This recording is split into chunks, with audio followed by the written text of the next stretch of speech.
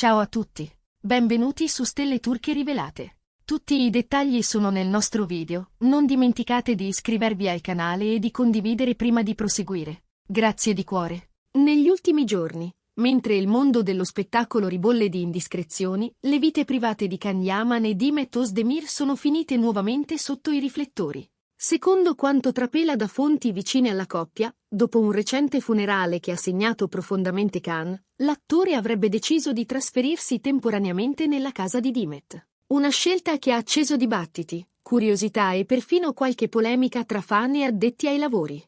Si sussurra che Can stia vivendo un momento emotivo estremamente delicato. Chi gli sta vicino racconta che il dolore per la perdita lo abbia scosso nel profondo, e che sia stata proprio Demet a tendergli la mano con maggiore discrezione e fermezza. Sto attraversando un momento difficilissimo, e avere Demet accanto mi dà forza, avrebbe confidato lui al suo entourage, parole che riassumono un carico emotivo impossibile da ignorare. Da qui la decisione, lasciare la routine quotidiana e cercare rifugio nel calore di una presenza familiare, in una casa che per Can ha significato silenzio, ascolto e un abbraccio sincero. La mossa, ovviamente, non è passata inosservata. Sui social, i commenti si sono moltiplicati a vista d'occhio. C'è chi la interpreta come un gesto di pura amicizia, un atto di vicinanza in un frangente doloroso, e chi invece legge tra le righe il ritorno di una complicità speciale che non ha mai smesso di esistere. La narrazione pubblica intorno a Can Yaman e Demet Özdemir è sempre stata intensa, fatta di sguardi, di intese, di ricordi che i fan conservano come se fossero proprie memorie.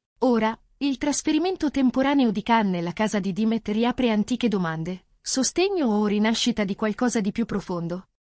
Fonti molto vicine ai due raccontano che Demet abbia impostato le sue giornate intorno a ritmi più lenti, quasi a proteggere Can dalla frenesia esterna. Si parla di cene semplici, di passeggiate brevi all'ora del tramonto, di telefoni lasciati sul tavolo per ore, di una casa che in questi giorni profuma di tisane e pane caldo. In un momento dominato dal silenzio, le parole contano poco, contano invece i gesti, piccoli, ripetuti, per ricordare a chi soffre che non è solo. E pare che Demet lo stia facendo con una naturalezza disarmante, come se questo ruolo le appartenesse da sempre. Intanto, gli occhi dei media sono incollati su ogni minimo movimento. Un'auto che si ferma sotto casa, una luce che resta accesa fino a tardi, un portone che si chiude in fretta per evitare i flash, dettagli che alimentano un racconto più grande di loro. I giornali di spettacolo ne parlano come dell'inizio di un nuovo capitolo nella vita di Can, un passaggio necessario per ritrovare equilibrio e senso dopo la perdita.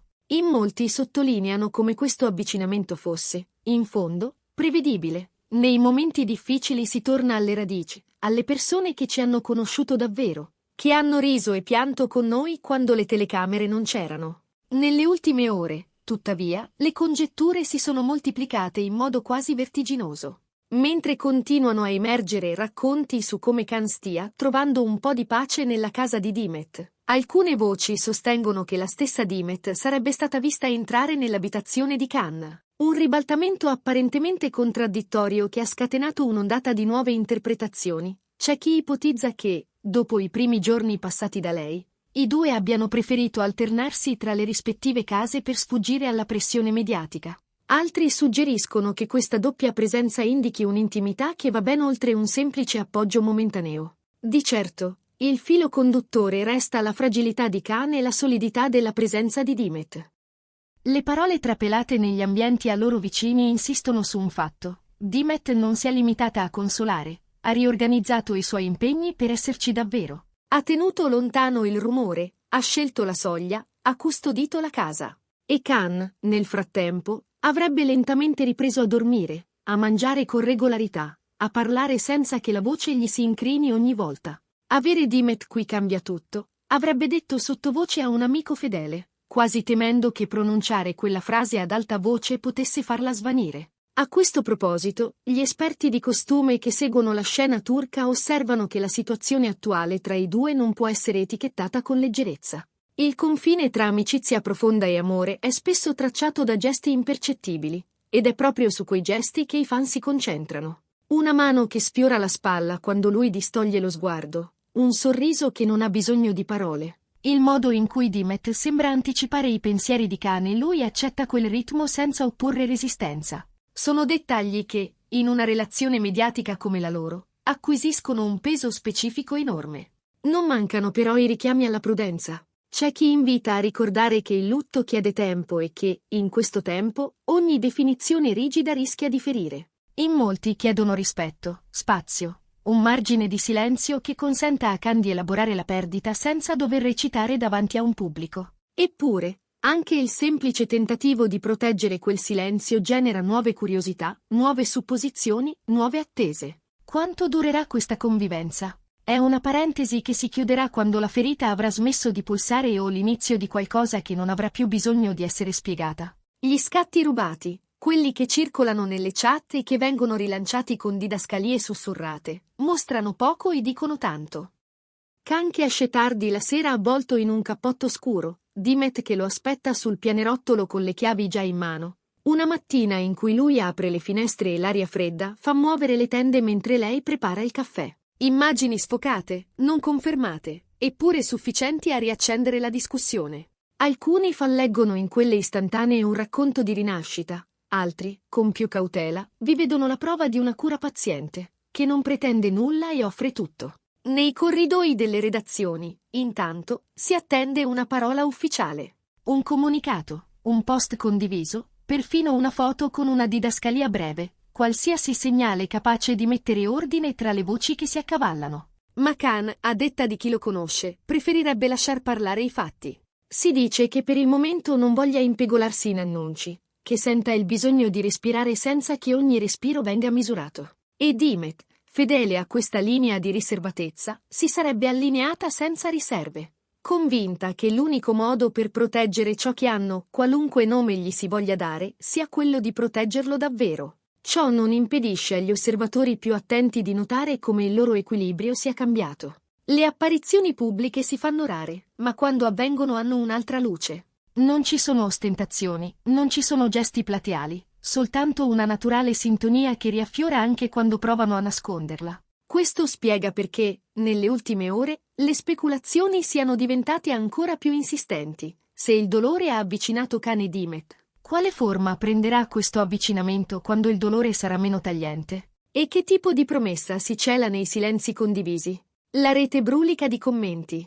Hashtag che vanno e vengono. Commenti che implorano rispetto alternati a confessioni d'affetto sperticate. Ricordi delle loro scene più amate e progetti immaginati dai fan come se potessero diventare realtà al primo cenno. Molti ribadiscono che non è necessario definire ciò che accade, che conta soltanto che Khan stia meglio e che Dimet non stia sprecando fiato a spiegare l'ovvio. La loro storia, qualunque essa sia in questo istante, ha da sempre un legame speciale con il pubblico, e forse è proprio per questo che ogni gesto pesa di più. Gli addetti ai lavori, che di solito si muovono tra indiscrezioni e conferme, parlano con cautela. Non negano il trasferimento di Khan nella casa di Dimet dopo il funerale, lo danno anzi per assodato. Confermano che, prima di varcare quella porta, Khan fosse in bilico, sospeso tra insonnia e malinconia. E sottolineano la concretezza del sostegno di Dimet. Niente discorsi grandiosi, niente proclami, soltanto presenza. Poi aggiungono, con un filo di ironia, che nella storia di questa coppia la linea retta non è mai stata la strada più battuta. Ecco perché, dopo qualche giorno, vedere Dimet dirigersi verso casa di Khan non dovrebbe sorprendere nessuno. È forse un modo per tenere a bada i curiosi, per spezzare i ritmi e costringere gli sguardi a perdersi. Quel che è certo è che questo intreccio di passi, tra una casa e l'altra, racconta più di 1000 didascalie. Racconta che Khan, nel cuore di una crisi, ha trovato un porto in Dimet. Racconta che Dimet, davanti al dolore altrui, non si è tirata indietro. Racconta un linguaggio comune che non ha bisogno di microfoni né di tappeti rossi. Eppure, questo linguaggio mette in moto una macchina del tempo nella memoria dei loro fan. I sorrisi di ieri, i momenti condivisi, le scene che hanno fatto sognare. È inevitabile, davanti a un racconto così carico, chiedersi dove stia andando la trama. Proprio per questo, nelle prossime ore, si prevede che l'argomento continuerà a dominare i titoli dei magazine e le home page dei siti di intrattenimento. Le richieste di interviste si moltiplicano, ma al momento nessuno dei due sembra intenzionato a esporsi. E dal punto di vista umano, è comprensibile. C'è un lutto da attraversare e c'è un equilibrio fragile da difendere. Un equilibrio che, paradossalmente, è reso più saldo proprio dalla scelta del silenzio. Intanto, il cerchio degli amici più stretti conferma che le giornate di Cannes stanno cambiando tono. Non è ancora tornato il ritmo di prima, ma il respiro è più ampio. Le corse senza meta si sono placate. La notte non è più uno spazio infinito da riempire. A casa di Dimet, o nella sua, ci sono ore in cui il tempo sembra finalmente scorrere dall'alba alla sera come dovrebbe. Un libro lasciato aperto, una playlist a volume basso, un vassoio con 2 tazze. Segnali di una normalità che si ricostruisce. Questo, alla fine, è il cuore della storia che stiamo raccontando oggi, la vita reale che insiste, ostinata, contro le narrazioni semplificate. Can Yaman e Dimet Özdemir non stanno offrendo un copione, stanno vivendo. E vivere, specie quando fa male, significa concedersi passi incerti, tornare indietro, provare strade diverse.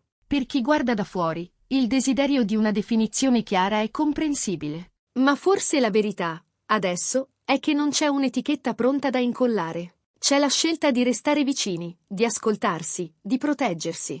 Se e quando arriveranno dichiarazioni ufficiali, la stampa sarà pronta a rilanciarle in grande, a farne un titolo, a cercare tra le righe un significato definitivo. Fino ad allora, resteranno le immagini sbiadite e i racconti raccolti a mezza voce. Resterà la frase che più di tutte riassume lo stato d'animo di Cannes. Sto attraversando un momento difficilissimo. E resterà il contrappunto dolce e saldo di Dimet, che non ha bisogno di dire altro se non esserci. In fondo, è questa presenza che oggi alimenta ogni conversazione, ogni ipotesi, ogni sogno che il pubblico affida ai commenti. E così, mentre la città scorre e la vita continua, la storia di Cannes e Dimet resta sospesa su un filo teso tra discrezione e curiosità. Domani forse sapremo di più. Forse arriveranno parole, una foto, un gesto che metterà tutto negli archivi della cronaca rosa. Ma qualunque cosa accada, il ricordo di questi giorni resterà.